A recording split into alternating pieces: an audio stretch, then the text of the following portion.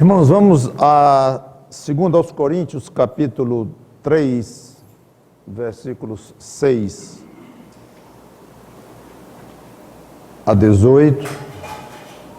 Segunda carta de Paulo aos Coríntios, capítulo 3, versículos 6 a 18, continuando a exposição que estamos fazendo desta carta.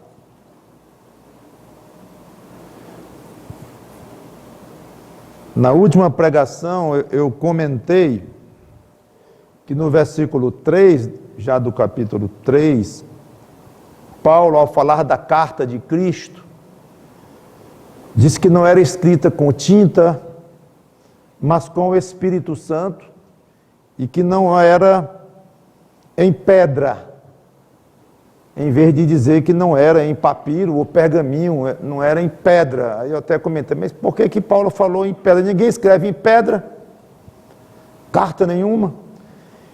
Então é porque, obviamente, ele estava aqui pensando nas tábuas dos 10 mandamentos, que Deus havia entregue a Moisés e que esse sim, escreveu com o próprio dedo em tábuas de pedra. E ficou na mente de Paulo esta ideia de desenvolver este assunto de velha aliança, da lei, escrita pelo próprio dedo de Deus, entregue a Moisés, para entregar ao povo. E eu comentei que ele iria desenvolver bem mais esse assunto à frente. É exatamente o que ele faz, então, a partir do versículo 6.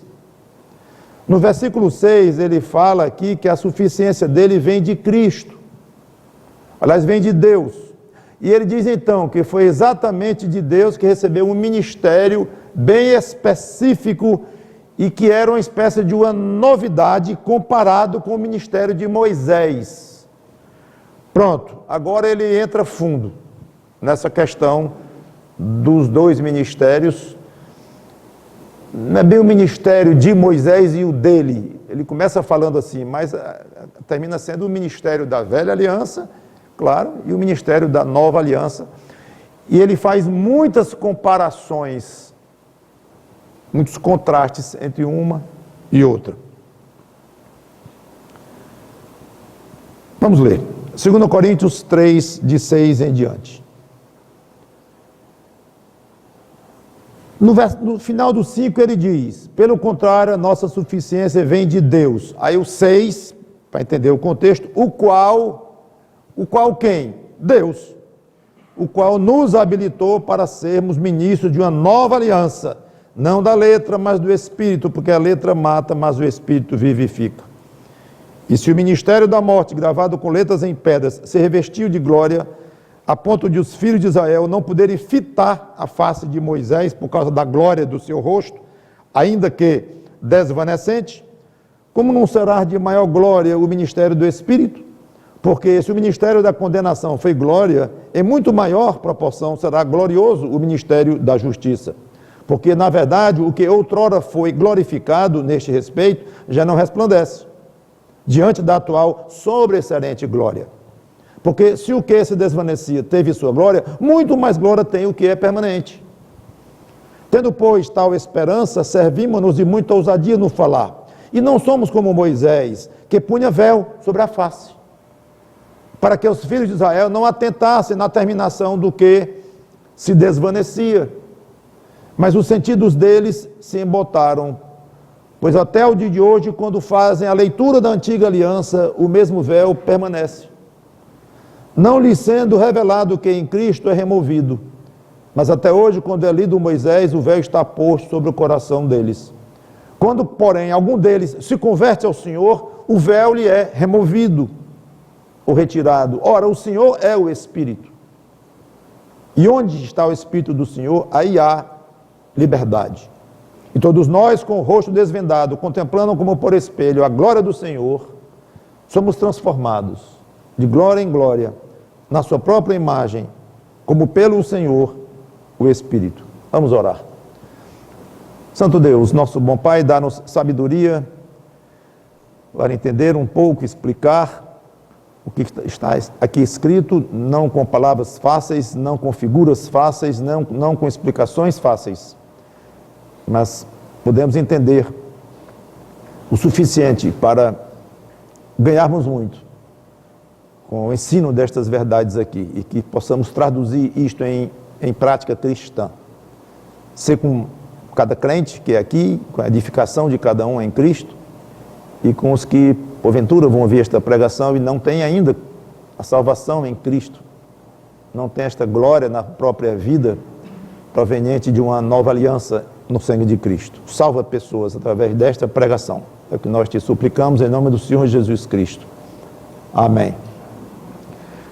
Antes de qualquer coisa, irmãos, reconheço que essa é uma pregação um pouco densa, é um texto difícil e aparentemente muito pouco prático, muito ensino, muita teologia de velha aliança com nova aliança, Moisés e véu, e comparando o véu no tempo de Moisés e agora, e pode dar uma ideia de muita teoria e pouca prática. Eu vou tentar colocar algumas lições práticas ao longo da pregação, mas mesmo que eu não colocasse nenhuma, deixe-me dizer só uma sugestão para que você viva melhor o que está aqui escrito. É o seguinte, vamos falar muito aqui de velha aliança e de nova aliança. Não entenda isto como uma aula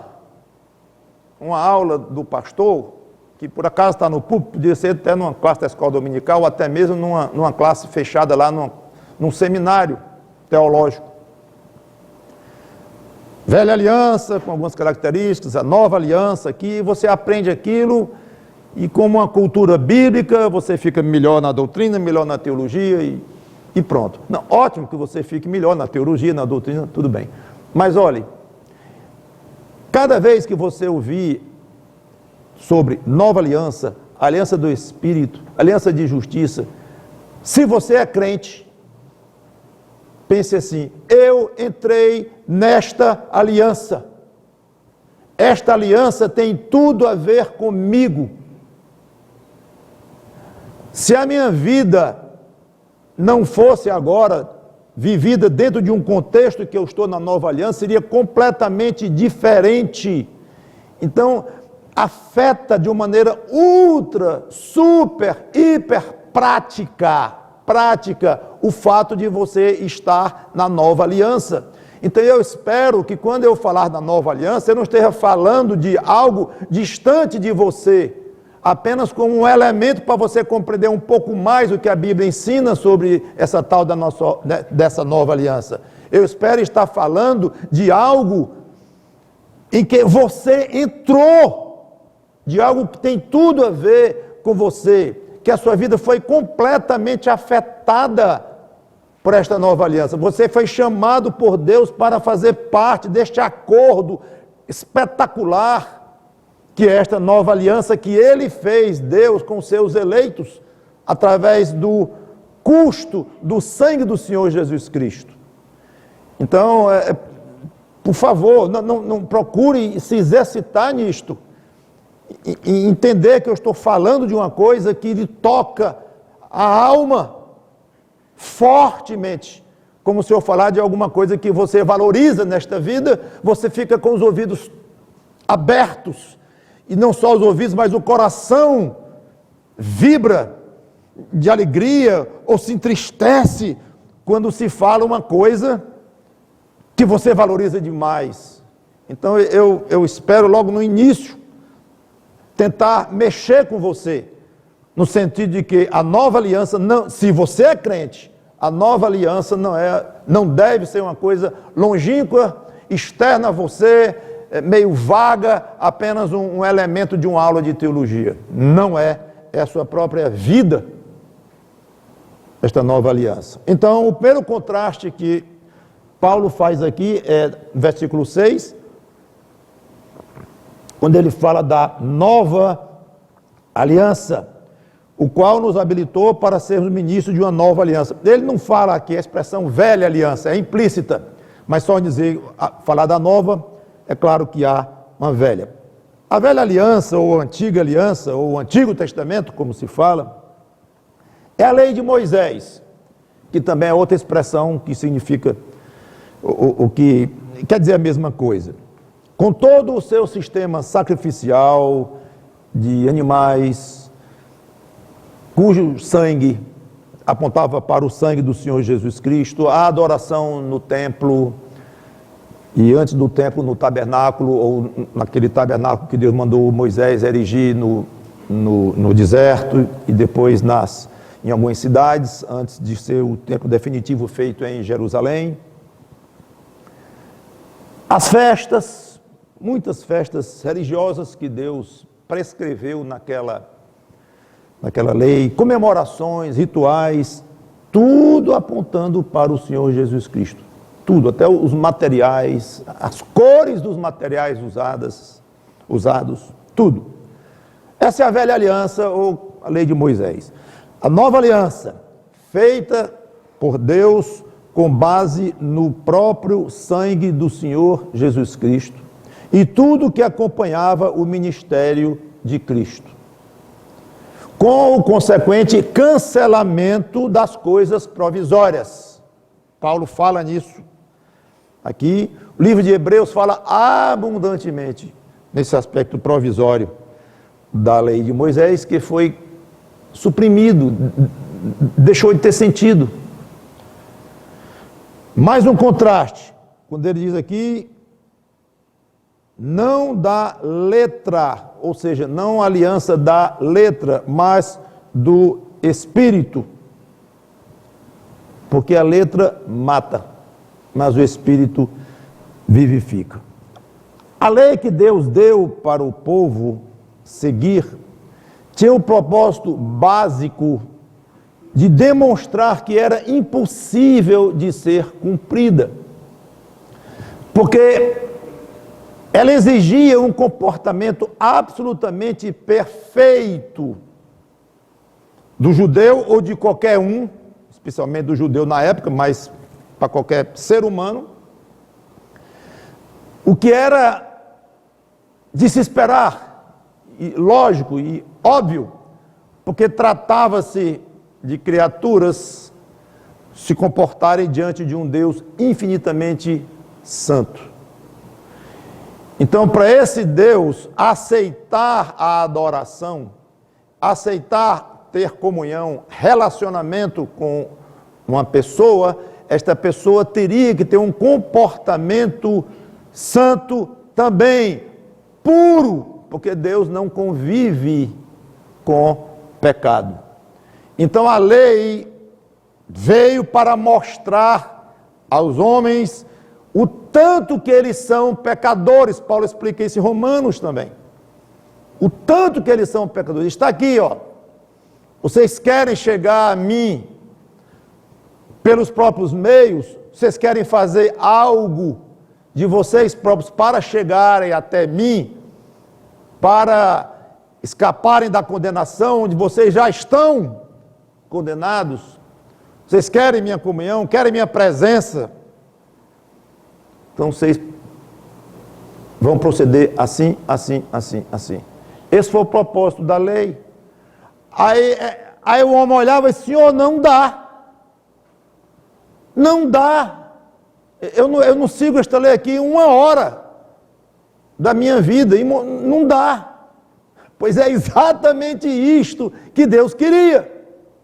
Em primeiro lugar, era mostrar que uma vez cumprindo, que para ter comunhão com Deus, tinha que cumprir isso aqui. Então Deus escreveu nas pedras, e Moisés, o restante de toda aquela lei, está aqui.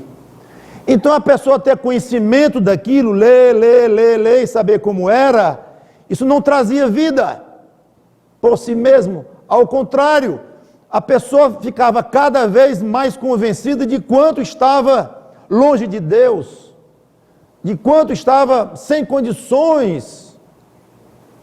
Então mata nesse sentido, é praticamente legitimar o estado de morte que a pessoa já estava desde que nasceu.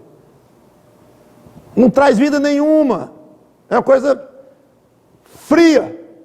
Façam isto. O Espírito vivifica. Então, para alguém satisfazer as exigências da nova aliança no sangue do Senhor Jesus Cristo tinha que passar por uma transformação interna. Passar da morte para a vida. Um trabalho vivificador realizado pelo Espírito no coração da pessoa. O Espírito vivifica. É importante notar que no tempo do Velho Testamento havia salvação, claro. Esta salvação não era porque alguém cumpria a lei. Nunca foi. Mas é porque Deus dava vida através da fé. Então, o fato de dizer que a letra mata, e que é a velha aliança, e que a velha aliança, tudo isso que ele diz aqui, vamos comentar mais algumas coisas, não quer dizer assim. No tempo do Velho Testamento era só morte espiritual, ninguém era salvo. Era a lei de Moisés, todo mundo estava perdido, acabou-se. E mesmo os que faziam sacrifício, faziam de uma maneira externa, por obrigação ritual, e não estavam com o coração em Deus, morto nos seus delitos e pecados, e lá ficaram. No tempo do Novo Testamento, o Espírito vivifica, então quando o Cristo é pregado, o Espírito Santo trabalha na vida de todo mundo, todos se convertem e ninguém é mais perdido, não há mais morte nenhuma no tempo do Velho Testamento, morte espiritual, todo mundo se transforma em nova criatura. Não. E Calvino explica isso muito bem, é interessante, estive lendo. Mais ou menos o negócio da lei, o assunto principal da lei, o que Deus mais queria no tempo do Velho Testamento, era mostrar ao mundo a condição terrível que ele se encontrava. Mas Deus salvava também, havia vida. Não pela lei, mas porque Deus trabalhava internamente nos corações. O justo viverá por quê? Por fé. Velho Testamento, Abacuque. O negócio do Evangelho, o que Deus quer com o Evangelho é salvar pessoas. Ele propõe salvação, ele propõe transformação, propõe vida. O Evangelho se aproveita do velho e diz: estão vendo como vocês estão completamente afastados de Deus pela lei de Moisés? Pois eu lhes proponho vida. Então, o negócio do Evangelho, o assunto principal pelo qual Deus manda pregar o Evangelho, e por trás do Evangelho, obviamente, está a salvação que Cristo ofereceu na cruz, é vida. O alvo, o objetivo que está no coração de Deus, ao pregar o Evangelho, é oferecer vida. Não quer dizer que todos vão se converter, aliás, a ideia é minoria, numericamente falando. Mas em termos qualitativos, em termos de propósito principal de Deus com o Evangelho, é de salvar pessoas. Claro que muitos vão ouvir o Evangelho como letra ainda, vão ouvir, ler, e igual um judeu lá via como letra o Velho Testamento, e vai continuar morto do mesmo jeito. Mas o que ele quer dizer aqui não é de resultados numéricos do que aconteceu lá, aconteceu aqui, mas é o que está na mente de Deus, gente. Com o Velho Testamento, o propósito de Deus era este. Naquela fase de existência da raça humana, em que ele escolheu os judeus e através deles deu a lei, para mostrar quem é o ser humano diante de Deus, e que não tem jeito para chegar até Deus. E muitas coisas esquisitíssimas, em termos de mandamentos, em termos das festas, das ordenanças, que ninguém entendia muita coisa. Quando veio Cristo, como que se abre tudo e puxa vida, estava apontando para alguém que iria cumprir a lei de uma maneira rigorosa, totalmente santo diante de Deus, e teria direito de dizer: eu pago os pecados, eu pago as dívidas daqueles que de acordo com a lei, ou seja, todos falharam, mas aqueles que creem em mim, creem no meu ministério, creem na minha morte, creem no poder do meu sangue, eu dou a vida eterna a eles, eu pago o preço. Então, essa nova aliança veio para, numa fase em que Deus disse: agora está completa a minha atividade em termos de salvação com relação ao homem. O Velho Testamento foi só uma fase, a primeira fase, uma fase mais infantil, uma fase dos primeiros degraus do que ele queria com os homens. E muita coisa ali perdeu o sentido. Por quê? Porque ficou muito defasado no tempo. Não. Porque se cumpriram as coisas, se cumpriram na pessoa, no ministério, na obra do Senhor Jesus Cristo. Se estão cumpridas as coisas, já veio o principal, para quê? Olhar para o que era sombra. Então, essa explicação é importante para vocês irem entendendo. Versículos 7 a 13, outro contraste ele faz aqui, quando ele diz ministério da morte. No versículo 7, ele chama ministério da morte, que já expliquei. Ministério do Espírito, já expliquei também. E o argumento dele é o seguinte, do versículo 7 ao 13, não vou ler mais cada versículo. Mesmo sendo um ministério de morte, o ministério de condenação, como é chamado no versículo 9 também, porque se o ministério da condenação, vê que as palavras que ele tem com relação à velha aliança são fortes, ele chama ministério de morte, ministério de condenação, letra, que a letra mata, ele é forte nas palavras dele. Pois bem, esse ministério aqui, provisório, que trazia morte, ou confirmava a morte, confirmava a condenação de todo mundo, ele teve a sua glória. Esse ministério teve a sua glória. Foi da mente de Deus aquilo. Foi da concepção de Deus. Cuidado com como você vai achar, com o que você vai pensar da nova aliança. Joga tudo aquilo fora, tudo aquilo era muito estranho. Ainda bem que aquele negócio acabou, coisa esquisita. Momento. Teve a sua glória. E uma maneira que Deus encontrou de mostrar aos homens infantis, como nós somos, foi uma forma muito simplória de mostrar que aquele ministério, envolvendo encontros com Moisés no monte, a entrega das pedras com as leis, Moisés quebra as pedras, as primeiras, volta para o monte. Moisés fez várias vezes no monte descer, às vezes só, às vezes acompanhado com anciãos e tal. Então, Deus queria que os judeus ali, inclusive estavam apavorados com os trovões, os relâmpagos, o fogo, o sonido, o barulho, foi algo pesadíssimo que ficou na mente daquelas pessoas, se apavoravam.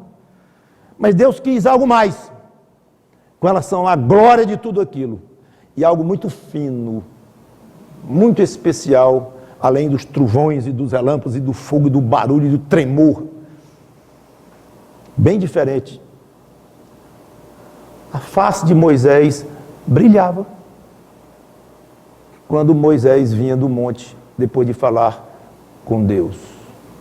Uma forma que Deus usou, pequenina, simplória, como disse, para mostrar a nós, pequeninos e simplórios na nossa mente, na nossa compreensão, que aquilo que estava acontecendo lá, e que essas idas e vindas deste líder chamado Moisés, era algo muito especial, tinha a sua glória.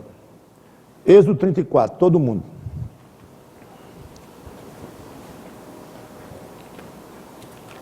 Êxodo 34.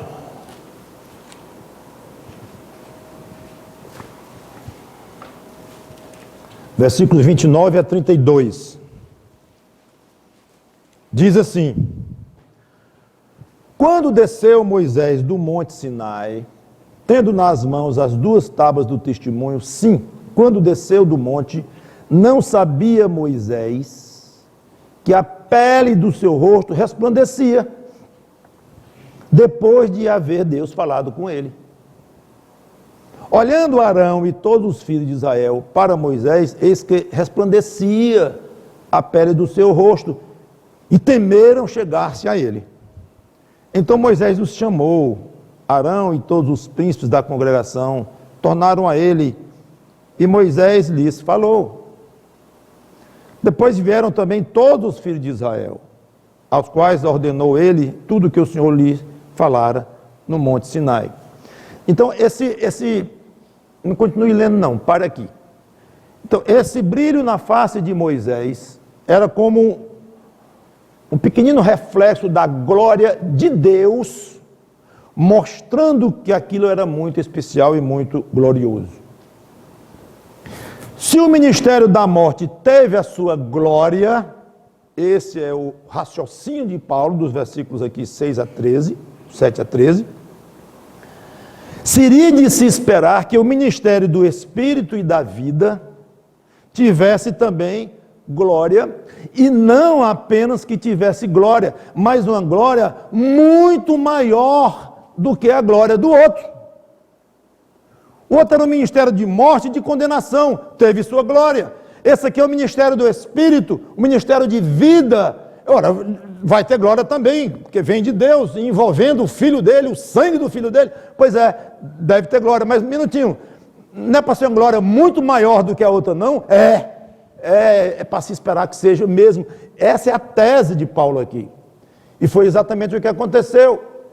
O ministério da letra foi bem limitada, ou o ministério da morte, ou o ministério do Velho Testamento, ou Velha Aliança. Ela foi bem limitada, porque o aspecto visível dessa glória, que era o brilho no rosto de Moisés, ficava exposto apenas por um tempo. Depois, por um tempo, e Moisés cobria, versículo 33 a 35.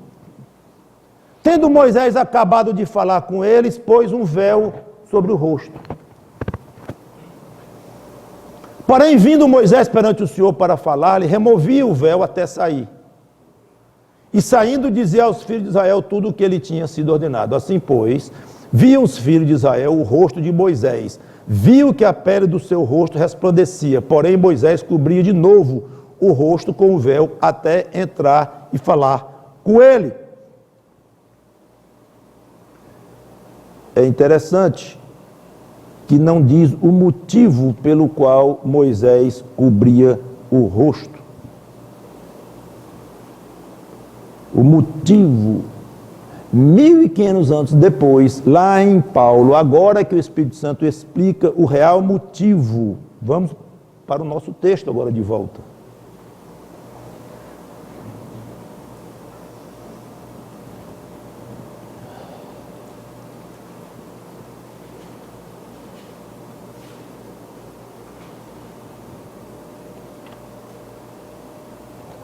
Voltando a 2 Coríntios, capítulo 3, versículo 7. E se o ministério da morte, gravado com letras em pedras, se revestiu de glória, a ponto de os filhos de Israel não poderem fitar a face de Moisés, por causa da glória do seu rosto, ainda que desvanecente. Mas que coisa! O brilho ia se acabando devagarinho. Versículo 11, porque se o que se desvanecia teve sua glória. Aí Moisés cobriu o rosto. Mas o que tem o desvanecer com o cobrir do rosto? Versículo 13. E não somos como Moisés, que punha véu sobre a face, para que, visando, ou com o objetivo de, para que os filhos de Israel não atentassem na terminação do que se desvanecia. Moisés não queria que eles vissem a glória que Deus fez refletir no seu rosto, desvanecendo. Esse desvanecer era uma clara referência à precariedade e à provisoriedade de toda a antiga aliança. Deus não é um Deus de glória que se acaba, não. Por que se acabava? Deus falava com Moisés, refletia a glória de Deus no rosto de Moisés, pois que ficasse lá. E é porque, como eu falei, essa glória no rosto de Moisés era uma migalha infinitesimal do tamanho da glória eterna e infinita de Deus. Então, um aspecto pequenino desta glória no rosto de Moisés não podia ter ficado, não, 1 mês, 2 meses, 1 ano, 10 anos, o resto da vida todinho de Moisés. A glória de Deus não se acaba não, gente. Então, por que a glória de Deus, refletida em Moisés, se acabava? Eu entendo, maneira de eu ver isto, é para mostrar que era provisória. Esta glória era provisória porque refletia um ministério altamente provisório, precária. E tudo que envolvia a antiga aliança. O relacionamento com Deus muito limitado. As ordens de Deus estranhas. Mata os animais, mata muito animal, diversos tipos de animais, de acordo com o tipo do pecado, variável o tipo de animal, era uma complicação, que eles mesmos têm dificuldade de entender, cheio de mandamentos, cheio de detalhes, tudo muito complicado, limitado, confuso, enevoado. Então, o brilho que ia sumindo do rosto de Moisés mostrava esta precariedade da antiga aliança. Não é precariedade da glória de Deus, porque essa não tem nada de precária. Então, quanto ao ministério da nova aliança, a glória é muito maior, muito, porque ela é permanente. Mais um contraste. Já estamos bem no quarto, parei de contar os contrastes entre um ministério e outro. E aqui está mais um. Um é provisório, o outro é permanente. Então, não apenas Paulo, mas qualquer um que entrou na nova aliança, reflete uma glória permanente, pois foi unido com Cristo para sempre. Tem a mente de Cristo para sempre. Foi feito um só corpo com Cristo para sempre. Passou a ser a habitação do Espírito Santo para sempre. Foi justificado, versículo 9, fala em ministério de justiça. Foi justificado para sempre. Então, quem entrou na nova aliança com Deus, através de Cristo, foi perdoado para sempre, regenerado, tornou-se um filho de Deus em Cristo. Tudo isso de modo permanente, irreversível. E esta glória, como ele disse aqui, versículo 10, já não, porquanto na verdade o que outrora foi glorificado, neste respeito já não resplandece. Acabou-se a glória da antiga aliança, diante da atual sobre excelente glória. No original isso aqui significa transcendente, que ultrapassa. Então a nova aliança ultrapassa em tudo, em todos os aspectos, a antiga aliança. Você está vendo o tamanho do significado de uma conversão a Cristo? Estão vendo a responsabilidade que pesa nos ombros de cada crente em refletir a glória de Deus por ter entrado numa aliança com Ele pelo sangue do Filho dele? Seria muito estranho Moisés se comportar mal em qualquer situação, mas especialmente Moisés chegando do monte, com o rosto brilhando, devia ser uma visão muito bonita, o rosto de Moisés brilhando. Aí Moisés passasse a beber e se embriagasse, com o rosto brilhando, começasse a dizer mentiras, começasse a falar de imoralidades.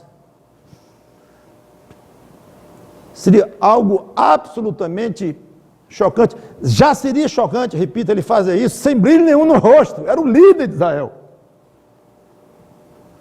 Mas com o rosto brilhando, trazendo fisicamente as marcas de um pouco da glória do próprio Deus, o qual ele tinha visto no monte. Seria muito, muito chocante uma visão dessa. Pois essa é a sua responsabilidade.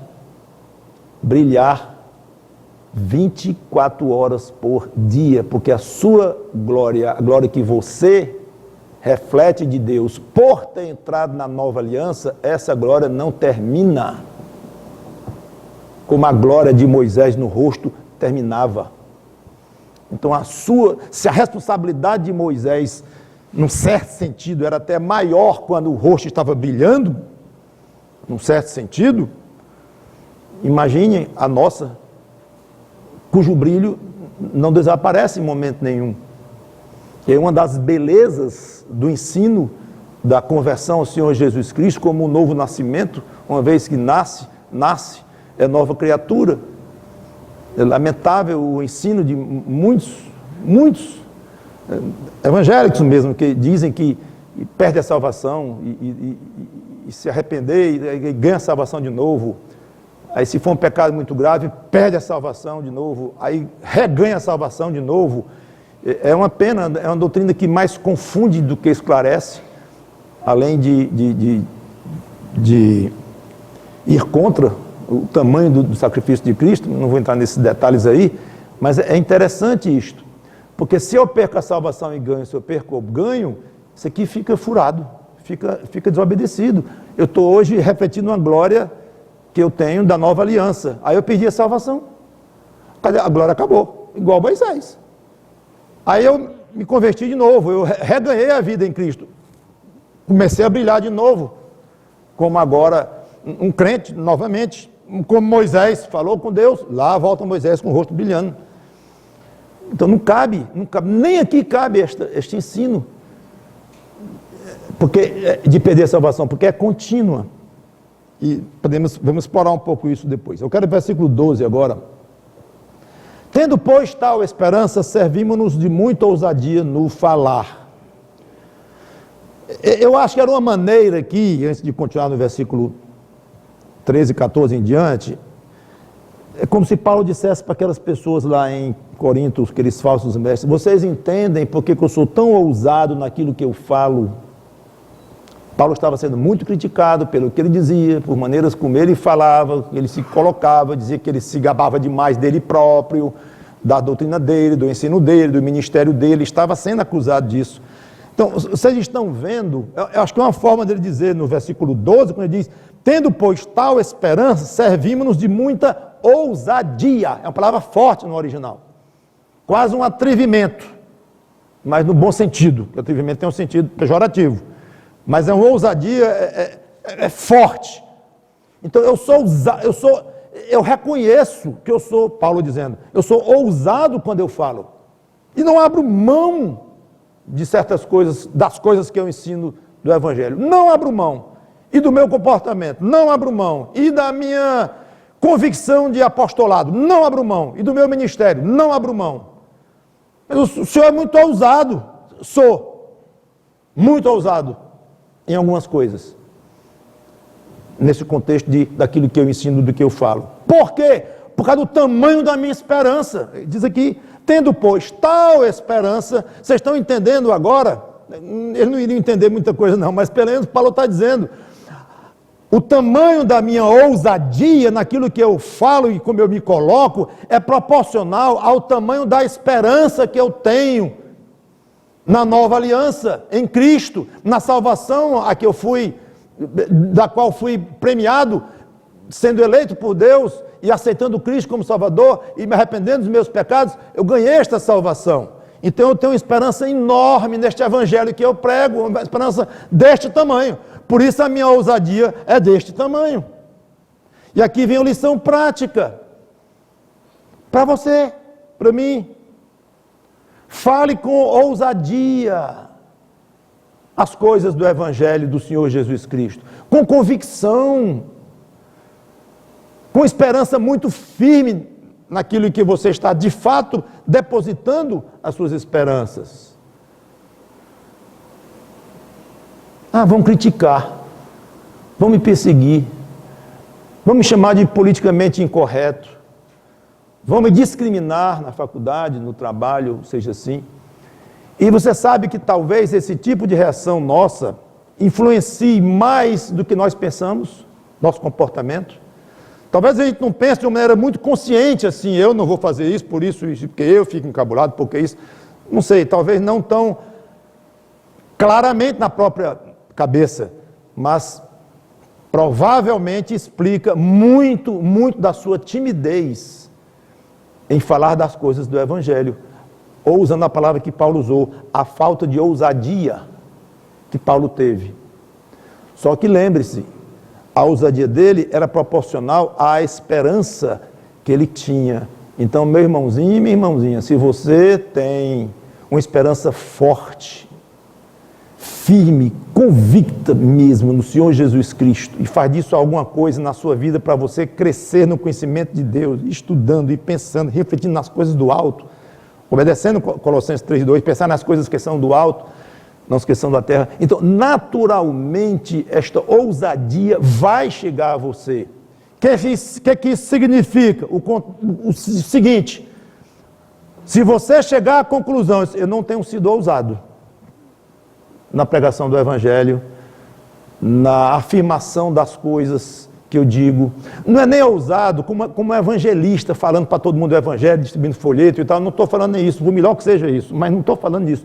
Eu estou falando nas coisas que você diz. Pode ser baixinho, pode ser sem até muita emoção, mas é isto aqui. Outro dia foi complicado. Estava cortando o cabelo, a dona do salão lá, me conhece há muitos anos. Pastor, vou lhe fazer uma pergunta depois. Pode fazer logo, se eu puder responder. Vou lhe apertar. E com navalha na mão, tesoura e tal. Eita. O assunto era homossexualismo. Né? Um assunto complicadíssimo que ela me trouxe. Ela tem funcionários homossexuais lá no salão e tal. Então eu orei a Deus, pedi que me desse sabedoria, coragem, e era uma hora de ter uma certa ousadia, porque se eu ficasse visto como um quadrado, como um perseguidor, um discriminador, coisa desse tipo, lamento muito. Então eu tentei ser o mais claro possível, o mais firme, ao mesmo tempo o mais educado, o mais largo, dentro do que a minha consciência permitia em termos de evangelho. Então essas horas aparecem, a gente nem espera. Então ali não era hora de eu pregar o evangelho em si, não, era hora de mostrar uma postura.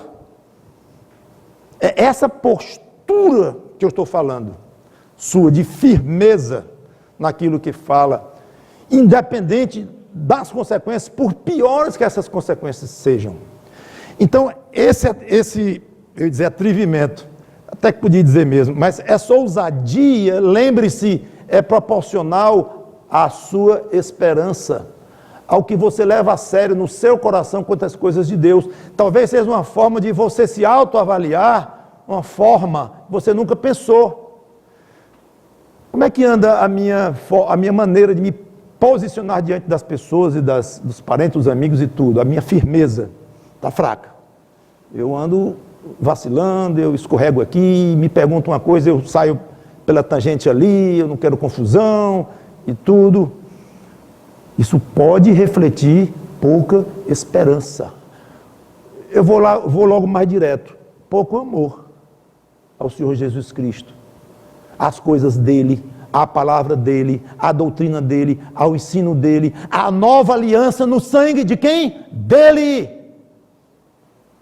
Você é apaixonado por essa aliança, pelo que ela significa para você? Você entende o valor que Cristo, o valor do sangue que Cristo derramou naquela cruz, ao estabelecer a nova aliança? Você entende o tamanho do amor que o Pai teve para com você, ao mandar o Filho querido morrer por você? Você entende isto? Você vibra com isto? Então você vai ser muito firme, muito ousado, até atrevido, no bom sentido, se essa palavra couber um bom sentido, você vai ser pelo Evangelho. Então é o que Paulo diz aqui, eu achei bonito. Interessante é que esse versículo 12, ele é quase um parêntese na questão de Novo Testamento, Velho Testamento e tal. Ele quase que para dizer, vocês estão vendo agora porque eu sou tão ousado? É porque eu estou convencido de um ministério belíssimo. Muito bem, para frente. Versículos 14 e 15, Paulo muda abruptamente de assunto.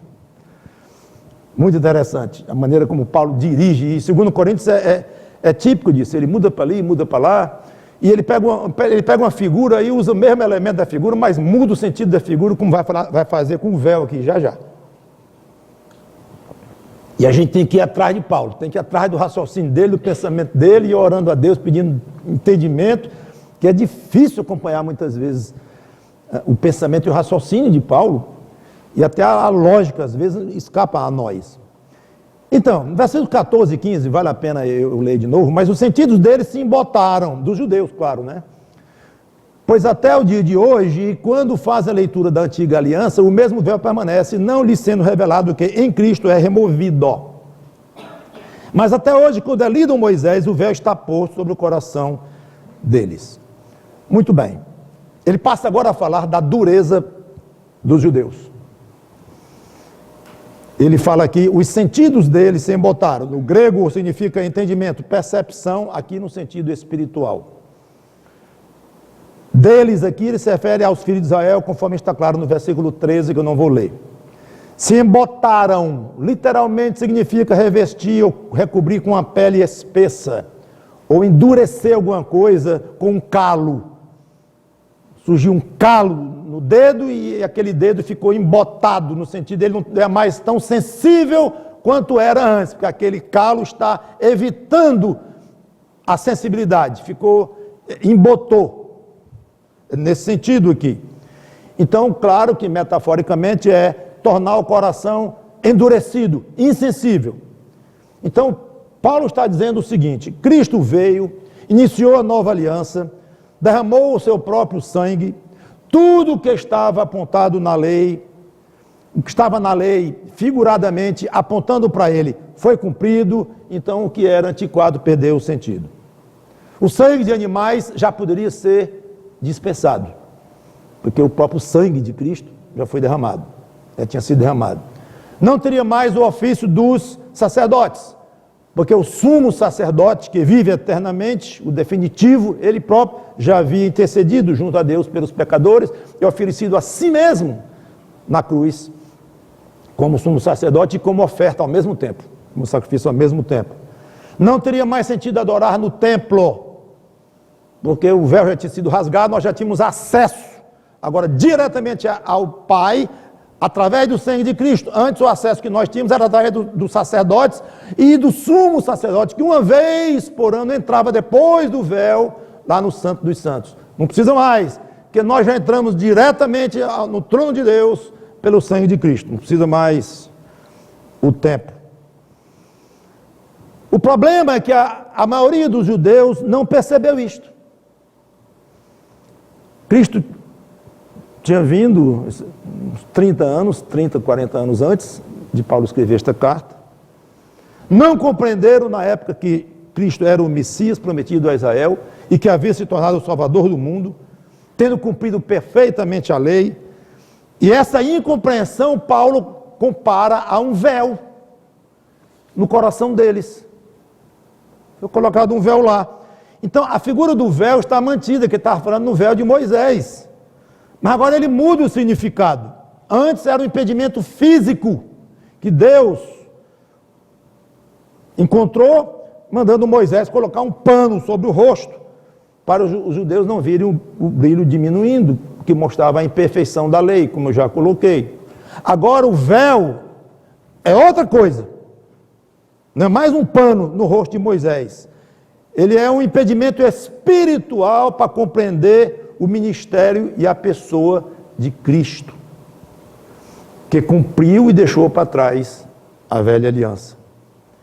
E esse véu não é mais físico, ele é um embotamento espiritual, não sobre o rosto de uma pessoa, Moisés, mas agora sobre o coração de milhares, dezenas de milhares, talvez poucos milhões de pessoas. Os judeus, que não entenderam o ministério do Senhor Jesus Cristo. Aí Paulo diz, talvez com uma certa pena, até hoje, ele diz 2 vezes essa expressão, até hoje, como eu já falei, nos últimos, havia sido 30 ou 40 anos antes que Cristo tinha sido morto, ressuscitado e voltado para o céu, mas os judeus continuavam duros, embotados, agarrados à velha aliança, desprezando a nova.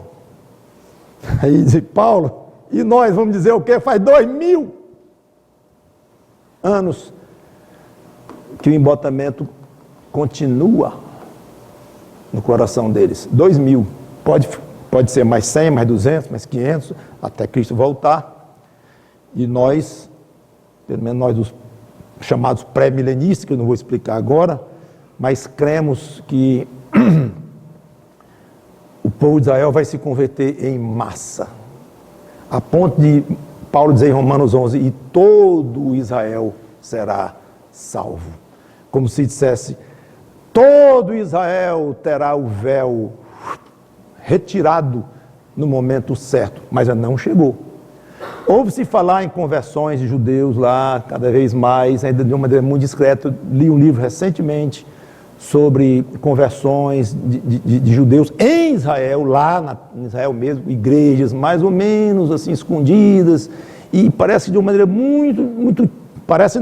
de uma maneira muito tímida, está havendo alguma conversão a mais de judeus. Tem um amigo que vocês conhecem, que morou mais de 10 anos em Israel para evangelizar judeus. Então, o ministério missionário para com os judeus continua firme, mas sabemos que o resultado vai ser muito pouco, até o momento certo. Versículo 16 e 17, na primeira parte. Quando, porém, algum deles se converte, isso é bonito, né? Quando algum deles se converte ao Senhor, o véu lhe é retirado. Ora, o Senhor é o Espírito. Quero parar aqui.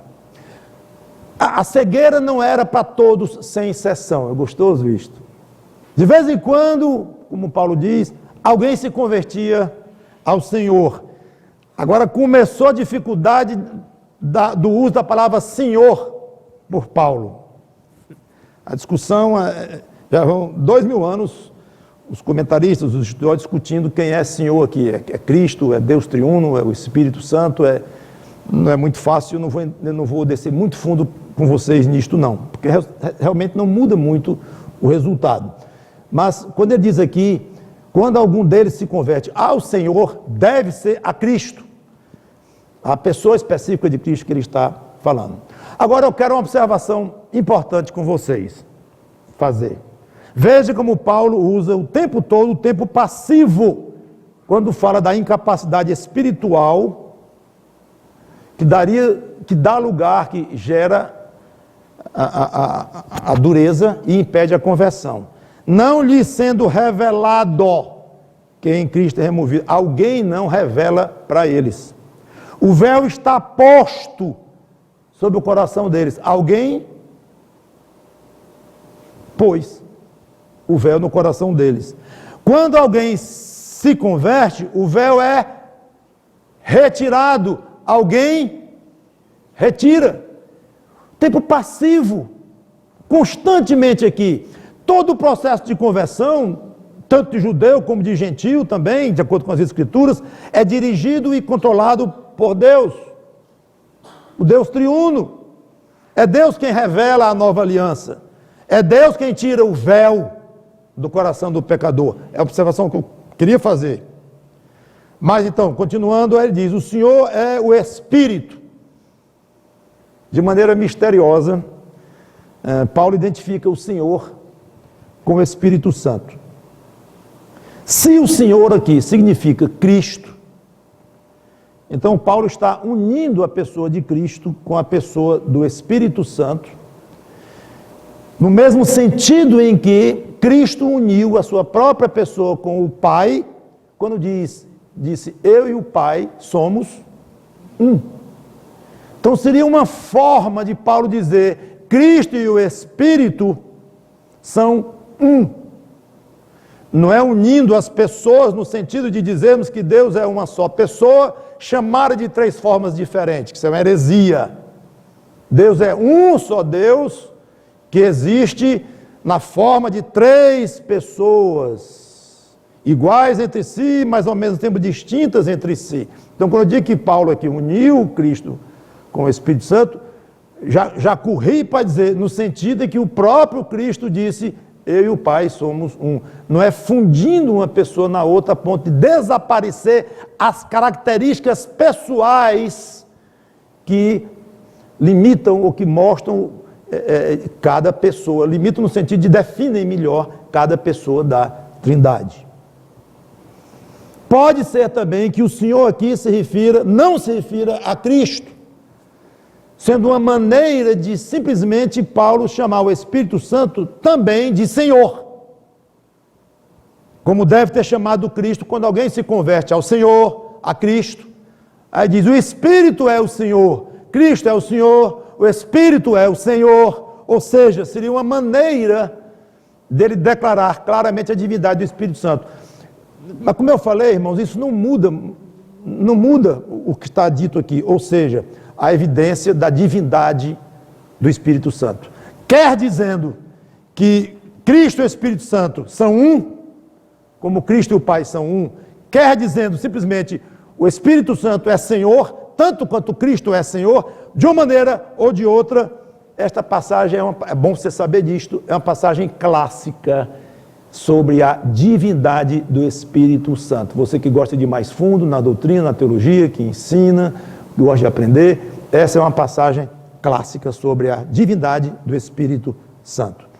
Finalmente, eu vou encerrar. Versículo 17, a última parte, eu vou ler todo. Ora, o Senhor é o Espírito. Aí vem, que eu não tinha lido antes. E onde está o Espírito do Senhor, aí há liberdade.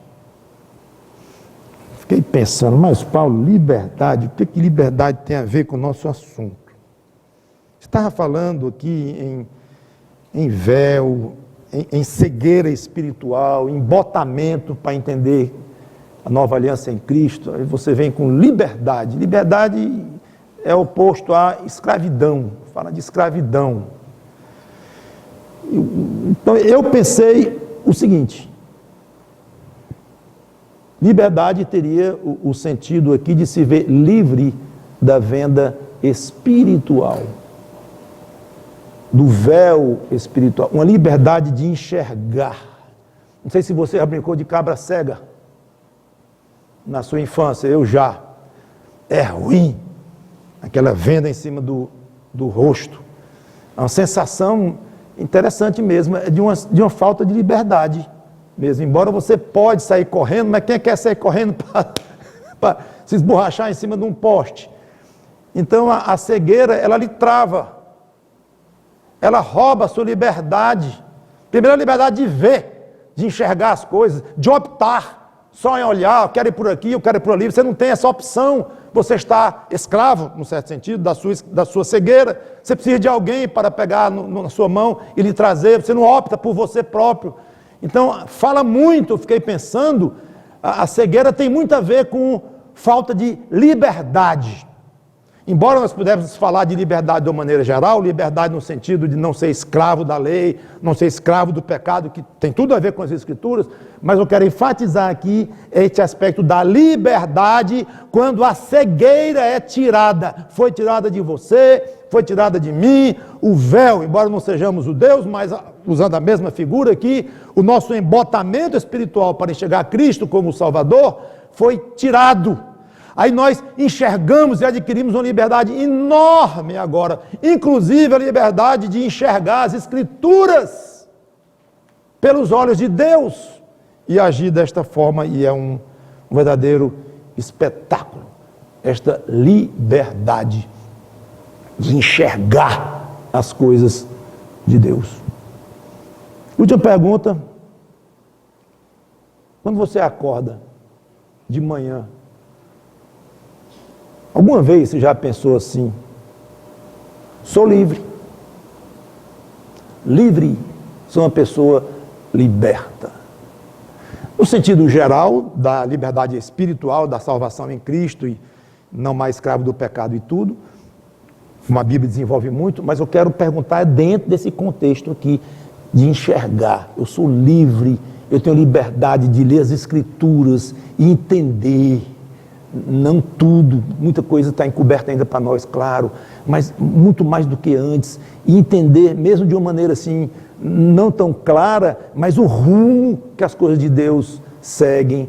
Eu tenho liberdade para dizer assim, Senhor, eu estou te enxergando, Eu não quero mais ídolos, eu não quero mais antigas maneiras de eu viver, eu não quero mais aquele padrão moral que eu tinha, eu não quero, ó, eu vou usar a liberdade que tu me deste, Senhor, de enxergar caminhos melhores com esses olhos da fé que tu me deste. Você é livre para tomar essas atitudes na base de uma visão que lhe foi dada. Pois pense nisso, meu irmão, minha irmã, na sua liberdade, na sua visão que foi dada com a sua salvação. Versículo 18, eu não vou comentar. Eu achei tão bonito o 18, que eu vou dedicar a mensagem inteira na próxima domingo, se Deus quiser, só para esse versículo aqui. E com ele eu encerro. E todos nós, com o rosto desvendado, contemplando como por espelho a glória do Senhor, somos transformados de glória em glória na sua própria imagem, como pelo Senhor, o Espírito. Que Deus nos abençoe com todas essas lições. Agradeçamos sempre a Deus pela visão que Ele nos deu em Cristo, pela nova aliança no sangue de Cristo em que você entrou. Não faça dessa nova aliança uma coisa longe de você, quase à parte, mas uma coisa, um patrimônio valiosíssimo que você tem. E dê graças a Deus por poder agora dizer: eu sou justificado pela fé em Cristo, com base numa nova aliança que eu sou signatário dela, ou integrante, ou eu faço parte dessa nova aliança. Quanto a você sem Cristo, peça a Deus entendimento para essas coisas e corra e veja melhor como é que se faz para fazer parte dessa nova aliança também, porque é muito bom. Vamos orar.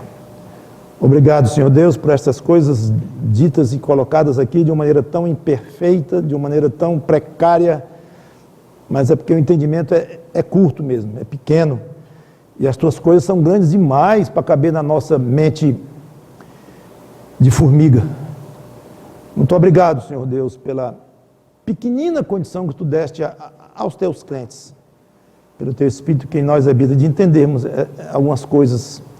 E obrigado porque essas pequeninas coisas que entendemos são suficientes para nos dar grandes alegrias, grande esperança, grande ousadia naquilo que nós pregamos, naquilo que nós defendemos e na maneira como nós vivemos em Cristo. Em nome dele que te pedimos e te agradecemos por tudo. Amém.